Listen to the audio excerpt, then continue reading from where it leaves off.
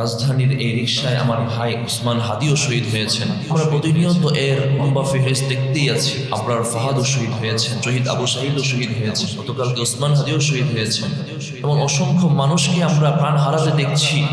ফিলিস্তিনের মুসলমানরা নির্যাতিত। আমরা শুধু দেখেছি কাফের মুশরিকদের হায়নার কালো থাবায় ওই মুসলমানরা নির্যাতিত।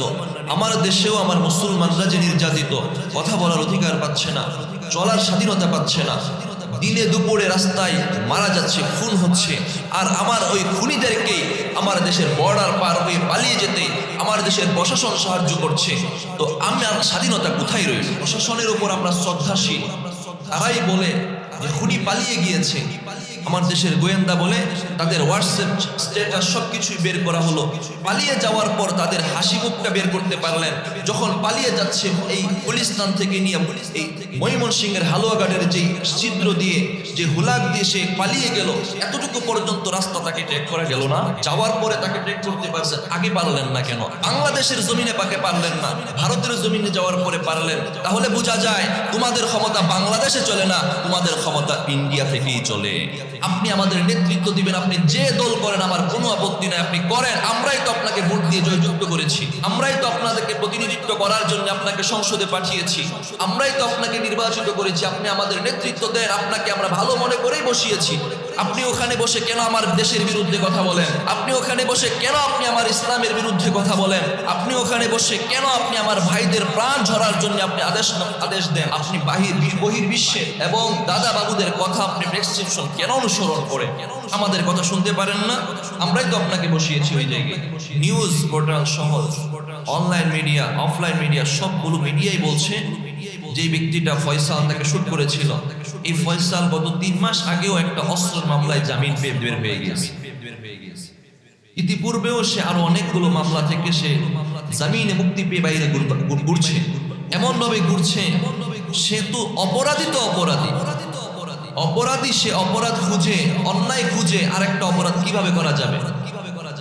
তার ভিতরে অপরাধের ক্যান্সার জন্ম নিয়েছে। তাকে বন্দি করে রাখতেন, তাকে মেরে ফেলতেন। অনেক সময় ইসলাম বলে চুরি করলে হাত কেটে দাও, হাত কেটে দিয়ে তাকে অকিছু করে দেওয়া হয় না, বরং হাত কেটে দিয়ে অন্যান্য মানুষরা যারা চুরি করতো তাদের চুরিকে বন্ধ করে দেওয়া হয়। আমার এই বাংলাদেশ, পুরো বাংলাদেশ আজকে উত্তাল হয়ে আছে। কারণটা কি? কারণটা হলো আমার এক ভাই গতকালকে ইন্তেকাল করে শহীদ হয়েছেন, যাকে 1 সপ্তাহ পূর্বেই সন্ত্রাসীদের গুলিতে তার মাথা ঝাঁঝরা হয়ে গিয়েছিল। বাংলাদেশের এভার কেয়ার হসপিটাল যখন তার চিকিৎসা করতে ব্যর্থ হয়, তাকে সিঙ্গাপুর পাঠানো হয়। ওখানেও যখন তার চিকিৎসা ব্যর্থ হয়, হায়াত যখন শেষ হয়ে যায়, গতকাল রাতে শহীদের অমীয় সুধা পান করে তিনি আল্লাহর মেহমান হয়ে দুনিয়ার শেষ নিঃশ্বাস ত্যাগ করেন। আমার ভাই, এই অবস্থাতে আমরা দেখতে পাই এই মানুষটাকে যখন গুলি করা হত্যা করা হলো, রব্বুল আলামিন বলেন, ওমান কাতালা নাফসান বিগাইরি নাফসিন, যদি কোনো একটা প্রাণকে অন্যায়ভাবে হত্যা করা হয়, আও ফাসাদিন ফিল আরদি ফাকান্নামা কাতালান নাস জামিআ, রব্বুল আলামিন বলেন একটা প্রাণকে যখন অন্যায়ভাবে হত্যা করা হলো, তখন একটা প্রাণকেই নয়, সে যেন গোটা জাতিকেই হত্যা করে দিল। এই যে এই মানুষগুলো দেশের জন্য, আমার ভাই দেশের কথা বলতে গিয়েছেন, ইসলামের পক্ষে কথা বলেছেন, ন্যায়ের কথা বলেছেন, আগ্রাসনের বিরুদ্ধে কথা বলেছেন, ইনসাফের কথা বলেছেন, জুলুমের বিপক্ষে কথা বলেছেন, ন্যায়ের কথা বলেছেন, মানুষের পক্ষে কথা বলেছেন।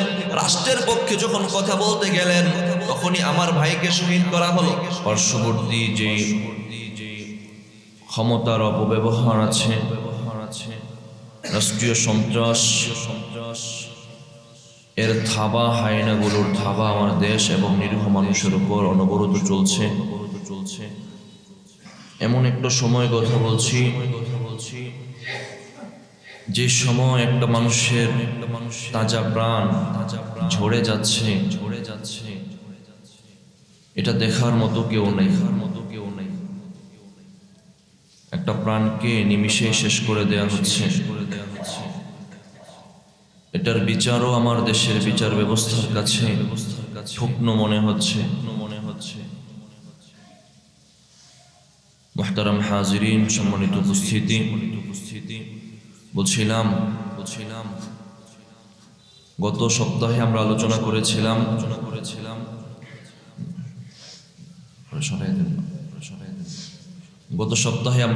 করেছিলাম যে আমাদের জীবনে তিনটা জিনিসের দাম অনেক বেশি, ঈমান, হায়াত এবং স্বাধীনতা। হায়াতের দাম আছে, আমরা জীবিত যতদিন আছি, হায়াত শেষ, সবকিছুই শেষ। 2 নাম্বার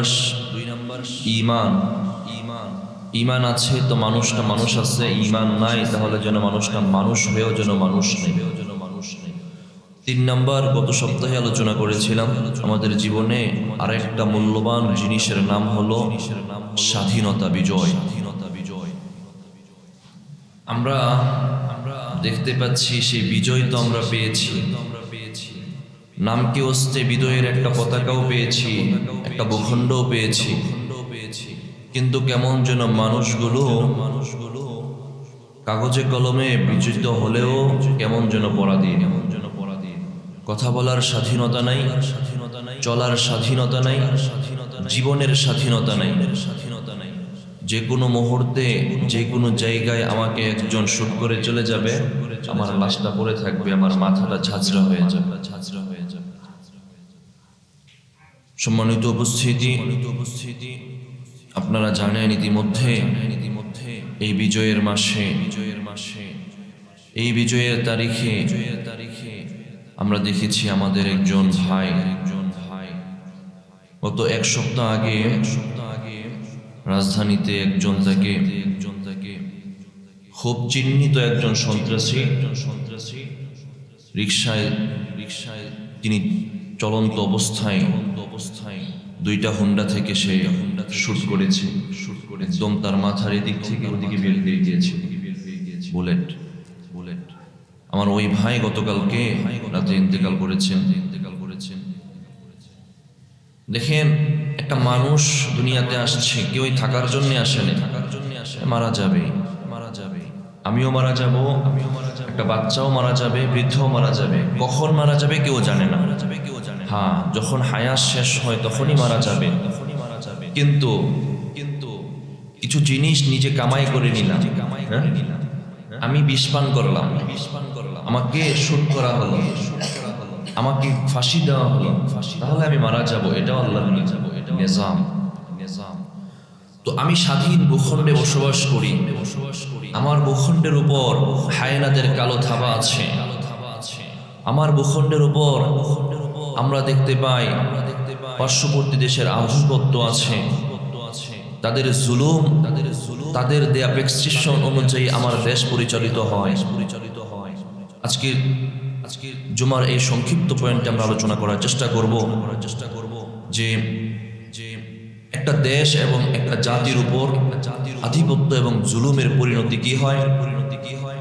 পাশাপাশি 2 নম্বর পয়েন্টে আলোচনা করব রাষ্ট্রীয় সন্ত্রাস এবং হত্যাকাণ্ডের পরিণতি কি হয়। 3 নম্বর আলোচনা করব একটা মানুষ প্রতিনিয়তই দেখছি আমার ভাইয়েরা শহীদ হচ্ছেন।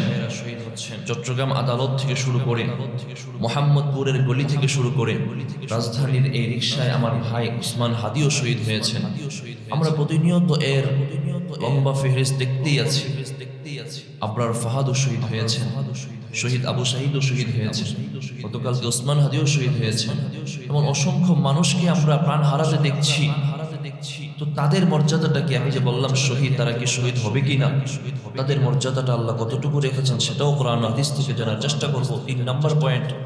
4 নম্বর পয়েন্টে এই যে আমরা স্বাধীনতার নামে স্বাধীনতা পেলাম, এই স্বাধীনতাটা আমাদেরকে কতটুকু ধর্মীয় এবং সংখ্যালঘুদেরকে অধিকার নিশ্চিত করে সেটাও জানবো কোরআন এবং হাদিসের আলোকে। 5 নম্বর পয়েন্টে জানবো, আমরা তো দেখি সবাই উপর দিয়ে বলে হ্যাঁ ঠিক আছে তোমাদের নিরাপত্তা আমরা দিতে চাই, নিরাপত্তা দেই, উপরে নিরাপত্তার কথা বলে ভিতরে তারাই আমাদেরকে গুলি করে মারে। এটাও কেন হচ্ছে? 6 নম্বর পয়েন্টে জানবো এই মুহূর্তে আমাদের করণীয় কি। আমাদের কিছু করণীয় আছে। 1 নম্বর পয়েন্ট, আমার ভাই আজকের আলোচনার পয়েন্টটাই এটা, বিষয়টাই এটা যে সবগুলোই বোঝায় আমার দেশের উপর আমাদের যেন কোনো কর্তৃত্ব নাই, সব কর্তৃত্ব করছে ভারত, সব করছে তারাই, দাদারাই করছে। যদিও আমাদের দেশ স্বাধীন হয়েছে, পাকিস্তানি হানাদার বাহিনীরা আমাদেরকে জুলুম করেছিল, মা বোনদেরকে ইজ্জত লুণ্ঠন করেছিল, ধর্ষণ করেছিল, আমিও সেটা মানি, ইতিহাস সেটা বলে। কিন্তু সেটার পরে সেটা থেকে রক্ষার জন্য, আমার দেশকে স্বাধীন করার জন্য ভারত আমাকে অস্ত্র দিয়েছে, সৈন্য দিয়েছে, সেটাও মানি। কিন্তু দেওয়ার পরে এখন যে আমাদেরকে চুষে চুষে খাচ্ছ, সেটা অস্বীকার করার কোনো সুযোগ নাই। ব্যাপারটা এমন হয়ে গেল, একজন আলেম, একজন দাঈ, তিনি উদাহরণ দিয়েছিলেন, একটা মেয়েকে ধর্ষণ করা হচ্ছে, একটা মেয়েকে ধর্ষণ করা হচ্ছে, তাকে মেরে ফেলা হচ্ছে। এই মুহূর্তে মেয়েটাকে বাঁচিয়ে নিয়ে একজন তাকে বাঁচালো, এখান থেকে বাঁচিয়ে নিয়ে সে নিজে আবার দর্শন করছে। তোমার ভাই এই যে ভারত, তার প্রতিবেশী যে দেশগুলো আছে, ভারত চায় তার প্রতিবেশী সবগুলো দেশের উপর সে আধিপত্য বিস্তার করবে, প্রতিবেশী রাষ্ট্র এবং অভ্যন্তরীণ রাজনীতিতে একটি প্রভাব সে বিস্তার করবে, সীমান্তের উপর সে আগ্রাসন চালাবে। আমরা দেখতে পাই সীমান্তের মাঝে প্রতিনিয়ত তাদের গুলিতে, বিজিএফ এর গুলিতে অসংখ্য সাধারণ মানুষ মারা যায়, এবং আমাদের বিজিবিও মারা যায়। কিছু করার নাই, কিছু করার যাচ্ছে না। এমনটাই প্রতিনিয়ত হচ্ছে। অর্থনৈতিক ভাবে, সাম্প্রতিক দিক থেকেও তারা এই নিয়ন্ত্রণটা করে, জুলুম করে আমাদের উপর। আমার ভাই, আল্লাহ তাআলা এই জুলুমের ব্যাপারে কোরআনুল কারীম এবং আল্লাহর হাবিব সাল্লাল্লাহু আলাইহি ওয়াসাল্লাম হাদিসের মধ্যে কি ফরমান? রব্বুল আলামিন সূরা আলে ইমরানের 57 নম্বর আয়াতে বলেন, বিসমিল্লাহির রহমানির রহিম, ইন্নাহু লা ইউফলিহুজ যালিমুন। আমার ভাই, কোন একটা মানুষ, কোন একটা জাতি, কোন একটা রাষ্ট্র যখন অন্য কারো উপর জুলুম করে, কারো যে পাওনা আছে, হক আছে, সে হকটাকে প্রাপ্য না দেয়, বিপরীতে তার উপর বিপরীতটা চাপিয়ে দেয়। একজন মানুষের কথা বলার অধিকার আছে, স্বাধীনতা আছে, যে স্বাধীনতা যদি হরণ করা হয়, একজন মানুষ প্রাণ নিয়ে স্বচ্ছন্দে জীবন যাপনের অধিকার আছে, যদি এটা না দেয়, রব্বুল আলামিন বলেন সে জুলুম করলো। আল্লাহ তাআলা সূরা আলে ইমরানের 57 নম্বর আয়াতে বলেন, ইন্নাহু লা ইউফলিহুজ যালিমুন। নিশ্চয় আল্লাহ তাআলা জালিমদেরকে পছন্দ করেন না। আল্লাহ জালিমদেরকে পছন্দ করেন না। যুগে যুগে অসংখ্য জালেম দুনিয়াতে তাদের দৃষ্টান্ত দিয়েছে, তারা উদ্ধতা প্রকাশ করেছে, কিন্তু কোন জালেম দুনিয়াতে টিকে থাকতে পেরেছে? কেউই পারে নাই। দুনিয়ার কিয়ামত পর্যন্ত কেউ পারবেও না। সহিহ মুসলিমের 2577 নম্বর হাদিসের বর্ণনা, قال النبي صلى الله عليه وسلم قال الله تعالى يا عبادي إني حرمت الظلم على نفسي وعلى أنفسكم। আল্লাহর হাবিব সাল্লাল্লাহু আলাইহি ওয়াসাল্লাম ফরমান, হাদিসে কুদসিতে আল্লাহ বলেন, ইয়া ইবাদি, আল্লাহ বলেন হে আমার বান্দা বান্দীরা, ইন্নী হারামতুজ যুলমা আলা নাফসি, আল্লাহ বলেন আমি নিজের উপর জুলুম করা হারাম করে দিয়েছি এবং তোমাদের উপর জুলুম করা হারাম করে দিয়েছি। আমি নিজেও কোনো জুলুম করি না, সুতরাং তোমরাও তোমাদের উপর জুলুম করো না। জুলুম করা যাবে না, জুলুমকে আল্লাহ পছন্দ করেন না। আল্লাহ তাআলা সূরাতুশ শুআরার 42 নম্বর আয়াতে বলেন, ইন্নামাস সাবিলু আলাল্লাযীনা ইয়াযলিমুনা আন-নাসা ওয়া ইয়াবগুনা ফিল আরদ। রব্বুল আলামিন বলেন, অভিযোগ তাদের জন্য যারা মানুষের উপর জুলুম করে, যারা মানুষের উপর জুলুম করে, অন্যায়ভাবে কোনো কিছু চাপিয়ে দেয়, উদ্ধতা প্রকাশ করে। উলাইকা লাহুম আযাবুন আলীম, আল্লাহ বলেন তাদের জন্য রয়েছে যন্ত্রণাদায়ক শাস্তি। যারা জুলুম করে তাদের জন্য রয়েছে যন্ত্রণাদায়ক শাস্তি। এই জুলুম যদি কেউ কোনো রাষ্ট্র করে, তার উপরও শাস্তি হবে, রাষ্ট্রের কর্ণধার যারা তাদেরও শাস্তি হবে। এই জুলুম যদি কোনো ব্যক্তি করে, ওই ব্যক্তিরও শাস্তি হবে। ঠিক না বেঠিক? কোনো রাষ্ট্র অথবা ব্যক্তি যদি জুলুম করে সে আল্লাহর কাছে অপরাধী, তার শাস্তি হবে। আমার ভাই, আমরা দেখতে পাই কাশ্মীরের মুসলমানরা নির্যাতিত, উইগুরের মুসলমানরা নির্যাতিত, ফিলিস্তিনের মুসলমানরা নির্যাতিত। আমরা শুধু দেখেছি কাফের মুশরিকদের হায়নার কালো থাবায় ওই মুসলমানরা নির্যাতিত। আমার দেশেও আমার মুসলমানরা যে নির্যাতিত, কথা বলার অধিকার পাচ্ছে না, চলার স্বাধীনতা পাচ্ছে না, দিনে দুপুরে রাস্তায় মারা যাচ্ছে, খুন হচ্ছে। আর আমার ওই খুনিদেরকে আমার দেশের বর্ডার পার হয়ে পালিয়ে যেতে আমার দেশের প্রশাসন সাহায্য করছে। তো আমার স্বাধীনতা কোথায় রইল? প্রশাসনের উপর আমরা শ্রদ্ধাশীল। তারাই বলে যে খুনি পালিয়ে গিয়েছে। আমার দেশের গোয়েন্দা বলে তাদের হোয়াটসঅ্যাপ স্ট্যাটাস সবকিছুই বের করা হলো। পালিয়ে যাওয়ার পর তাদের হাসি মুখটা বের করতে পারলেন। যখন পালিয়ে যাচ্ছে এই গুলিস্তান থেকে নিয়ে এই ময়মনসিংহের হালুয়াঘাটের যে ছিদ্র দিয়ে, যে হুলাক দিয়ে সে পালিয়ে গেল, এতটুকু পর্যন্ত রাস্তা তাকে ট্র্যাক করা গেল না। যাওয়ার পরে তাকে ট্র্যাক করতে পারছেন, আগে পারলেন না কেন? বাংলাদেশের জমিনে পাকে পারলেন না, ভারতের জমিনে যাওয়ার পরে পারলেন। তাহলে বোঝা যায় তোমাদের ক্ষমতা বাংলাদেশে চলে না, তোমাদের ক্ষমতা ইন্ডিয়া থেকেই চলে। তাহলে ইন্ডিয়াতে যাওয়ার পরে ধরতে পারছো, সে ইন্ডিয়াতে চলে গেছে, এটা বলে দিতে পারছো। তো বাংলাদেশে থাকা অবস্থায় কেন বললাম না? কেন বললাম না তুমি? আমার ভাই, একটা প্রাণ, আমি শুরুতেই বলছি, আমিও মারা যাব, আপনিও মারা যাবেন। যে ভাইটা কালকে মারা গেছে সেও মারাই যেত, সেও দুনিয়াতে থাকার জন্য আসে নাই। কিন্তু এমন ভাবে আমার দেশের উপর একটা প্রাণ ঝরে যাবে, ঝরে যাচ্ছে। যাওয়ার পরে এই যে অপরাধীদের কোনো শাস্তি হচ্ছে না, বিচার হচ্ছে না, এখনো পর্যন্ত কোনো অপরাধীদের বিচার হয় নাই। আজকে শুক্রবার, গত শুক্রবারে জুমার পরে সেগুলি বিদ্ধ হয়েছে। গতকালকে রাতে, জুমার রাতে, বৃহস্পতিবার রাত, দিবাগত রাতে সে মারা গেল। এক সপ্তাহ তো পুরো দেশে অনেক কিছুই হইল, অনেক কিছুই হলো। তাহলে তাদেরকে ভারতে যাক, আন্তর্জাতিক ট্রাইব্যুনাল আছে না, আন্তর্জাতিক আইন আছে না? কোন অপরাধী যখন পালিয়ে যাবে তাকে ফিরিয়ে আনার আইন আছে না? অবশ্যই তো আছে। তাহলে অপরাধীরা ওখানে গিয়ে নিশ্চিন্তে কিভাবে থাকে? তাহলে একটা অপরাধের শাস্তি যদি আজকে না হয়, কালকে আমাকেও মেরে ফেলবে, কালকে আপনাকেও মেরে ফেলবে। মেরে তো ঠিক তারা এরকম শান্তিতেই বসবাস করবে, সে নিজেকে সেফটি দিয়ে দিবে। তো আমার ভাই, প্রথম নাম্বার পয়েন্টে আমরা আলোচনা শুনলাম, জুলুম যেই করুক সেই অপরাধী। দুই নাম্বার, রাষ্ট্রীয় সন্ত্রাস এবং হত্যাকাণ্ড, এগুলো আমরা দেখতে পাই। ভারত তাদের কাশ্মীরে মানবাধিকার লঙ্ঘন করছে, গণহত্যা করছে, গুম করছে, বিচার বহির্ভূত হত্যা করছে, মুসলমান এবং সংখ্যালঘুদের উপর নিপীড়ন করছে, মিথ্যা মামলা দমন পূরণ আইন করছে।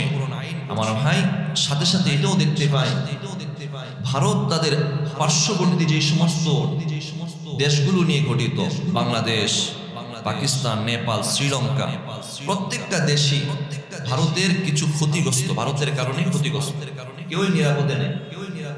তারপরও চায় যে আমি প্রভাব বিস্তার করবো, আমার উপর কেউ কথা বলতে পারবে না।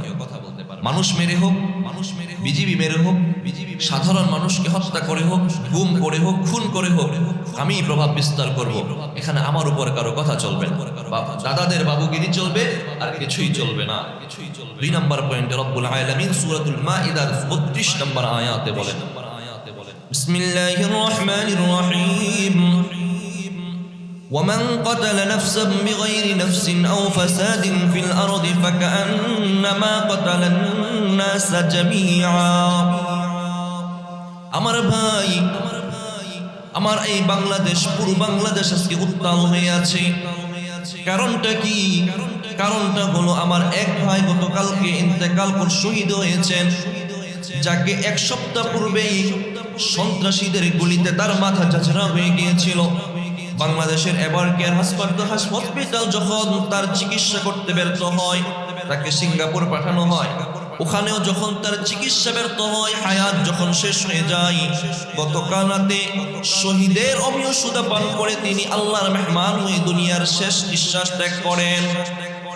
আমার ভাই, এই অবস্থাতে আমরা দেখতে পাই এই মানুষটাকে যখন গুলি করা হত্যা করা হলো, রব্বুল আলামিন বলেন ওয়ামান কাতালা নাফসান বিগাইরি নাফসিন, যদি কোনো একটা প্রাণকে অন্যায়ভাবে হত্যা করা হয়, আও ফাসাদিন ফিল আরদি ফাকান্নামা কাতালান নাস জামিআ, রব্বুল আলামিন বলেন একটা প্রাণকে যখন অন্যায়ভাবে হত্যা করা হলো, তখন একটা প্রাণকেই নয়, সে যেন গোটা জাতিকেই হত্যা করে দিল।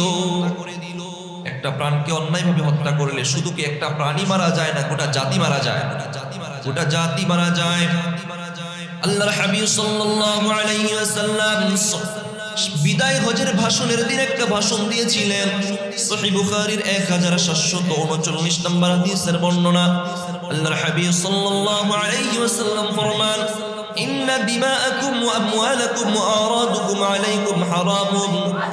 আল্লাহর হাবিব সাল্লাল্লাহু আলাইহি ওয়াসাল্লাম ফরমান বিদায় হজের ভাষণের দিন তিনি ঘোষণা দিয়েছিলেন, নিশ্চয়ই তোমাদের রক্ত, তোমাদের সম্পদ, তোমাদের ইজ্জত, মান সম্মান সবকিছুই আল্লাহর কাছে সম্মানিত, সবকিছুই অপরের জন্য হারাম। তোমাদের জানটা যেমন হারাম, অন্যের জন্য এটাকে লুণ্ঠন করা হারাম, অন্যের জন্য তোমাদের ইজ্জত সম্মান লুণ্ঠন করাও হারাম। তোমাদের প্রাণের মর্যাদা সেটার সম্মান আল্লাহ দিয়েছেন। আমার ভাই, সুনানে তিরমিজির 1395 নম্বর হাদিসের বর্ণনা।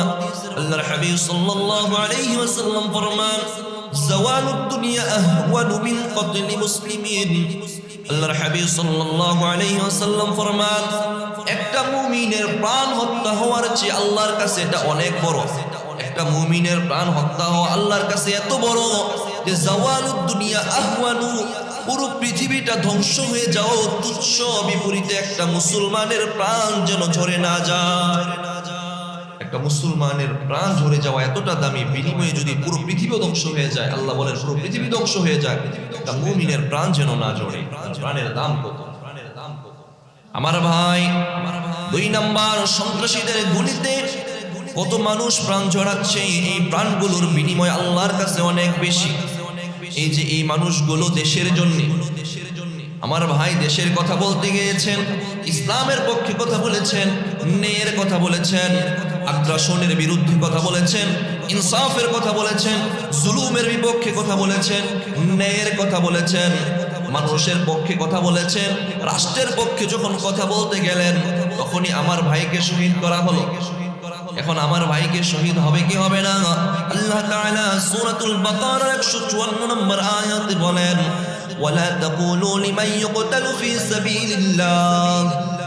আল্লাহ বলেন যারা আল্লাহর রাস্তায় দেশের জন্য শহীদ হয়, যারা আল্লাহর রাস্তায় দেশের জন্য, জাতির জন্য, উম্মতের কল্যাণের, ন্যায়ের, ইনসাফের জন্য শহীদ হয়, ওয়ালা তাকতুলু, তোমরা তাদেরকে মৃত বলো না, তারা মারা গেছে এটা বলো না। কি বলবা? বাল আহইয়া ওয়ালাকিন লা তাশউরুন, বরং যারা দেশের জন্য শহীদ হয়, মারা যায়, তারা বরং জীবিতই থাকে, তোমরা বুঝো না। তারা জীবিত থাকে না। এই এক উসমান হাদি কে চিনতো তাকে? কেউ চিনতো? 1 মাস আগে, 2 বছর আগে, 1 বছর আগে তাকে কেউই চিনতো না।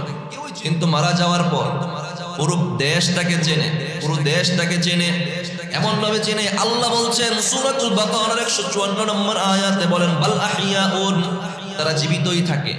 তিনি মারা গেছেন, কেমন যেন এখনো জীবিতই আছেন। বাল আহইয়াউন, মানুষের লোকমুখে তিনি জীবিত আছেন। মানুষ তো মারা যাবে, তারপরও জীবিত থাকবে। এমন জীবন বড় তুমি গঠন, মরিলে হাসিবে তুমি, কাঁদিবে ভুবন। মরতে তো হবেই, আল্লাহ বলেন তখন তুমি মারা যাবা, এমন জীবনটাই গঠন করে যাও, মরে গেলেও তুমি জীবিত থাকো মানুষের মাঝে। আল্লাহর হাবিব সাল্লাল্লাহু আলাইহি ওয়াসাল্লাম সহিহ মুসলিমের 1889 নম্বর হাদিসে বর্ণনা করেন মান কুতিলা ফি সাবিলিল্লাহ। আল্লাহর হাবিব সাল্লাল্লাহু আলাইহি ওয়াসাল্লাম ফরমান যে ব্যক্তি আল্লাহর রাস্তায় শহীদ হয়, মারা যায়, জিহাদ করতে গিয়ে মারা যায়, ইসলামের পক্ষে জিহাদের মধ্যে মারা যায়, অথবা দেশের জন্য লড়ে মারা যায়, অথবা অন্যায়ভাবে মৃত্যুবরণ করে মারা যায়, ফালাহুর রিজকু ওয়াশ শাহাদা, যে ব্যক্তি দেশের জন্য মানবতার কল্যাণে মারা যায়, অন্যায়ভাবে মারা যায়, তার জন্য 2টা জিনিস। 1 নাম্বার ফালাহুর রিজকু, সেই ব্যক্তিটা আল্লাহর পক্ষ থেকে জান্নাতের রিজিক প্রাপ্ত হয়, জান্নাতে রিজিক পেতে থাকে। 2 নাম্বার ওয়াশহাদা, আল্লাহ তাআলা তাকে শাহাদাতের মৃত্যু দান করেন, শাহাদাতের মৃত্যু দান করেন। এই হাদিস থেকে বুঝলাম একটা মানুষ যখন অন্যায়ভাবে মারা যায়, তার কোনো দোষ নেই, তাহলে সে শহীদ হয়। জিহাদের ময়দানে শহীদ হয়। শহীদের অনেকগুলো প্রকার আছে, হাকিকি, এর বিপরীতে আছে। এখানে যারা দেশের জন্য আল্লাহর রাস্তায় শহীদ হয়, ন্যায়ের পক্ষে কথা বলতে গিয়ে শহীদ হয়, আল্লাহ বলেন তারা আল্লাহর পক্ষ থেকে রিজিক প্রাপ্ত হতে থাকে, তারা রিজিক পায়, জান্নাতি নাজ নিয়ামত পেতে থাকে। হয়তো তোমরা বুঝো না, তোমরা বুঝতেছো না। আমার ভাই, সাথে সাথে আমরা দেখতে পাই আমার ভাই যে দিনটা ইন্তেকাল করেছেন, ওই দিনটা হলো জুমার রাত, শুক্রবারের রাত, ঠিক না? শুক্রবারের রাত কি আজকের রাত না চলে গেছে? শুক্রবারের রাত চলে গেছে। অন্তত পক্ষে আমার মুসল্লি হিসাবে আপনারা এটা বোঝার অবকাশ নাই যে শুক্রবারের রাত চলে গেছে। কেননা প্রতিদিন বৃহস্পতিবারে মাগরিবে আমি বলি, মাগরিবের আযানের মধ্য দিয়ে আমরা শুক্রবারে প্রবেশ করেছি, বলি না? হ্যাঁ, শুনে থাকেন। তো এ থেকেই আপনি বুঝে গেছেন বা আগে থেকেই জানেন শুক্রবারের রাতটা আরবি তারিখ অনুযায়ী আগে হয়, রাত আগে আসে। তাহলে আমার ভাই যেদিন মারা গেছেন ওই দিনটা কি? শুক্রবারের রাত। শুক্রবারে যখন মারা যাবে, শুক্রবারের মর্যাদাও আল্লাহর কাছে বেশি, আর শুক্রবারে যখন মারা যাবে তখন তার মর্যাদাও আল্লাহর কাছে বেশি। সূরাতুল জুমআর 9 নম্বর আয়াতে আল্লাহ বলেন, বিসমিল্লাহির রহমানির রহিম, ইয়া আইয়ুহাল্লাযীনা আমানু ইযা নুদিয়া লিস-সালাতি মিন ইয়াউমিল জুমআহ ফাসআউ ইলা যিকরিল্লাহি ওয়া দারুল বাই', যালিকুম খায়রুল লাকুম ইন কুনতুম তা'লামুন। রব্বুল আলামিন জুমার দিনের ব্যাপারে, জুমার দিনের সালাতের ব্যাপারে 2টা কথা বলে তিনি শেষে বলছেন, জুমার সালাতের জন্য যখন আযান হয় দৌড়াও, তাড়াতাড়ি মসজিদে যাও, অন্য কোনো কাজের মধ্যে লিপ্ত হয়ে যেও না। কেন যেও না? যালিকুম খায়রুল লাকুম, যদি তুমি জানতা এই জুমার দিনটা হলো তোমাদের জন্য কল্যাণের দিন, ইন কুনতুম তা'লামুন, যদি তুমি জানতা যে জুমার দিনটা কত কল্যাণের, তাহলে জুমার দিনের জন্য দৌড়াও, তাড়াতাড়ি মসজিদে যাও, অন্য কোনো কাজে লেগে থেকো না। জুমার দিনকে শ্রেষ্ঠ দিন আল্লাহ বলেছেন, কল্যাণের দিন আল্লাহ বলেছেন। আর এই দিনে যখন কেউ মৃত্যুবরণ করে, তাহলে তার মর্যাদা দ্বিগুণ করে দেয় কে? আল্লাহ। তোমার ভাই, আমরা দোয়া করি আল্লাহ তাআলা যেন আমার ভাইকে শাহাদাতের উত্তম মৃত্যু দান করেন, বলেন আমিন। সাথে সাথে ওনার পরিবারের মধ্যে যারা আছেন, আল্লাহ তাআলা যেন সবাইকে সবরে জামিল করার তৌফিক দান করেন। সাথে সাথে প্রশাসনের কাছে আমরা এই দাবিও জানাই, এরকম অপরাধী যারা আমার ভাইকে শহীদ করেছে, খুন করেছে, অপরাধীদেরকে অতি দ্রুত আইনের আওতায় এনে তাদের সর্বোচ্চ শাস্তি নিশ্চিত করা হোক, ঠিক না বেঠিক? কেননা আজকে যদি তাদেরকে ছেড়ে দেওয়া হয়, কালকেও সে আরেকটা অপরাধ করার সুযোগ পাবে।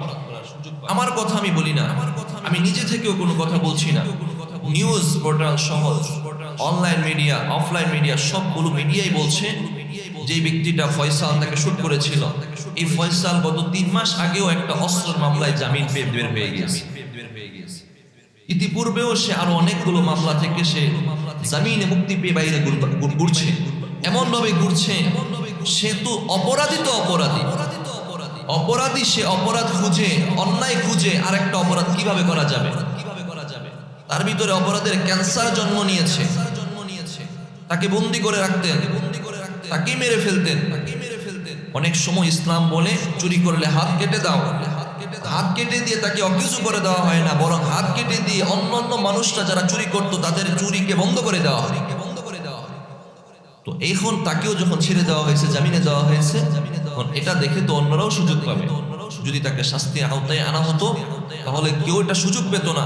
আজ আমি প্রশাসনের কাছে শ্রদ্ধাশীল হয়ে তাদের কাছে বিনীত আরজ রাখতে চাই, এখনো সময় আছে। পুরো বাংলাদেশের কল্যাণ যদি আপনারা চান, দেশের কল্যাণ যদি আপনারা চান, জাতি উম্মাহের কল্যাণ যদি আপনারা চান, তাহলে অতি সত্বর যারা দেশের উপর কালো থাবা দিয়ে আছে, রক্ত চক্ষু দেখাচ্ছে, তাদের থেকে দেশকে হেফাজত করেন। অপরাধীরা যারা দেশের ভিতরে অন্যায়ভাবে ঘুরছে, তাদেরকে সর্বোচ্চ শাস্তি নিশ্চিত করেন। তাদেরকে অতি সত্তর ধরে সর্বোচ্চ শাস্তি নিশ্চিত করেন। না হয় আমরা দেখেছি আদালত প্রাঙ্গণে আমার ভাই একজন আইনজীবী আলিফ, উনিও নিরাপদ নয়। একজন সর্বোচ্চ মানের ঢাকার ৮ আসনের এমপি প্রার্থী, উনিও নিরাপদ নয়। তাহলে আমি কোন ক্ষেত্রের মোলা? আমাকে তো এর আগেই মেরে ফেলবে। তারাও যদি নিরাপদ না থাকে, নাকি দেশটাকে শকুনের থাবাই বসে গিয়েছে, নাকি সব জায়গায় একটা বাগানকে নষ্ট করার জন্য নাকি একটা উল্লুই যথেষ্ট। এখন উল্লু তো প্রত্যেকটা গাছের পাতায় পাতায় বসে গিয়েছে, এখন গাছেরই বাকি হবে। আমার ভাই, তারপর আমরা দোয়া করি, মাতৃভূমির প্রতি আমাদের টান আছে, মাতৃভূমির প্রতি আমাদের মায়া আছে, মাতৃভূমির প্রতি আমাদের ভালোবাসা আছে। আল্লাহর হাবিব সাল্লাল্লাহু আলাইহি ওয়াসাল্লামের উম্মত আমরা, রাসূল শিখিয়ে গিয়েছেন মাতৃভূমিকে ভালোবাসো, মাতৃভূমিকে ছেড়ে যেও না, মাতৃভূমি কদর করো। আমরা তো মাতৃভূমিকে ভালোবেসে দেশেই পড়ে আছি, কিন্তু আমরা চাই আমাদের দেশটা নিরাপদে থাকুক, ঠিক না বেঠিক? কিন্তু দেখতে পাই যারা আমাদেরকে নরম নরম কথা বলে, মিষ্টি মিষ্টি কথা বলে, দেশের খুব মায়া দরদ বোঝায়, নির্বাচনের আগে খুব দরদ দেখিয়ে আমাদের ভোটগুলো কেড়ে নেয়, দিন শেষে তারাই দেশের মায়া ত্যাগ করে বিদেশে বাড়ি বানায়। দুমুখী চরিত্র আমরা তাদের থেকে দেখতে পাই। আপনি আমাদের নেতৃত্ব দিবেন, আপনি যে দল করেন আমার কোনো আপত্তি নাই, আপনি করেন, আমরাই তো আপনাকে ভোট দিয়ে জয়যুক্ত করেছি, আমরাই তো আপনাদেরকে প্রতিনিধিত্ব করার জন্য আপনাকে সংসদে পাঠিয়েছি, আমরাই তো আপনাকে নির্বাচিত করেছি, আপনি আমাদের নেতৃত্ব দেন, আপনাকে আমরা ভালো মনে করেই বসিয়েছি। আপনি ওখানে বসে কেন আমার দেশের বিরুদ্ধে কথা বলেন? আপনি ওখানে বসে কেন আপনি আমার ইসলামের বিরুদ্ধে কথা বলেন? আপনি ওখানে বসে কেন আপনি আমার ভাইদের প্রাণ ঝরার জন্য আপনি আদেশ দেন?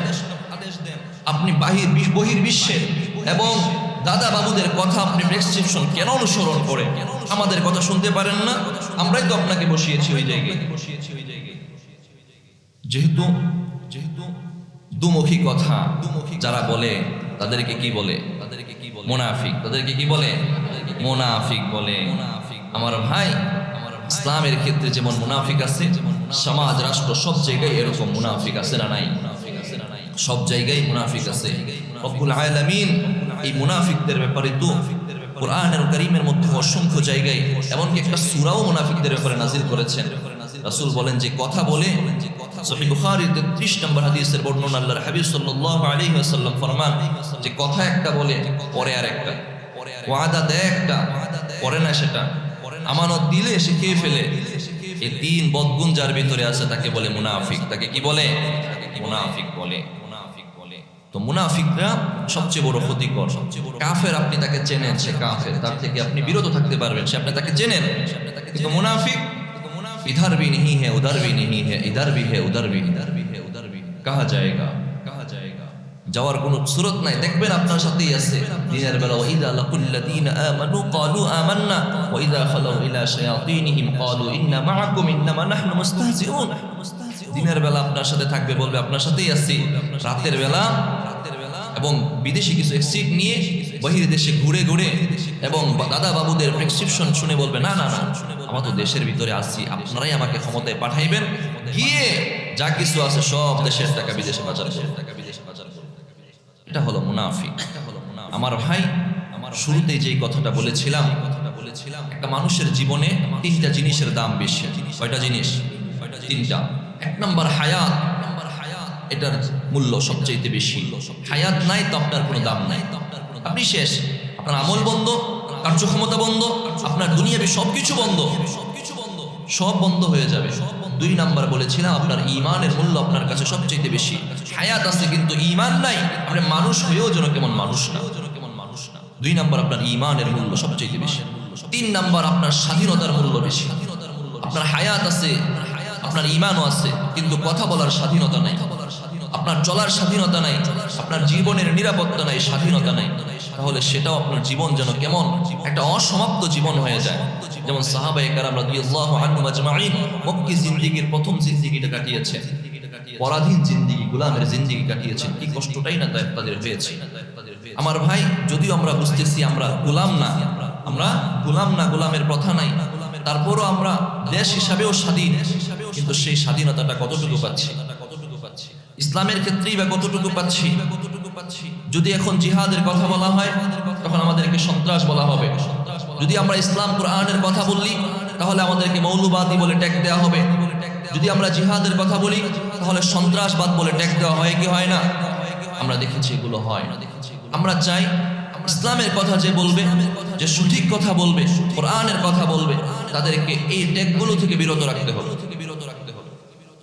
সাথে সাথে শুধুমাত্র একটা দেশের স্বাধীনতা শুধু ইসলাম নিরাপদ এটা নয়। একটা দেশের স্বাধীনতার অর্থ হলো ওই দেশের মাঝে সংখ্যালঘুরাও নিরাপদ থাকবে, ওই দেশের মাঝে কোনো ধর্মীয় উগ্র ঝান্ডা তৈরি হবে না, ওই দেশের মাঝে কোনো হায়নারা থাবা দিবে না, প্রত্যেকেই তার ধর্ম কর্মকে নিরাপদে করবে।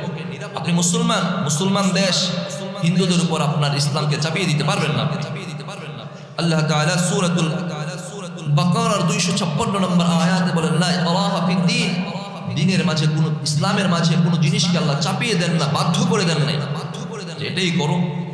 সাথে সাথে সুনান আবি দাউদের 3052 নম্বর হাদিস আল্লাহর হাবিব সাল্লাল্লাহু আলাইহি ওয়াসাল্লাম ফরমান, মান আযা যিম্মিয়ান ফাকাদ আযানি।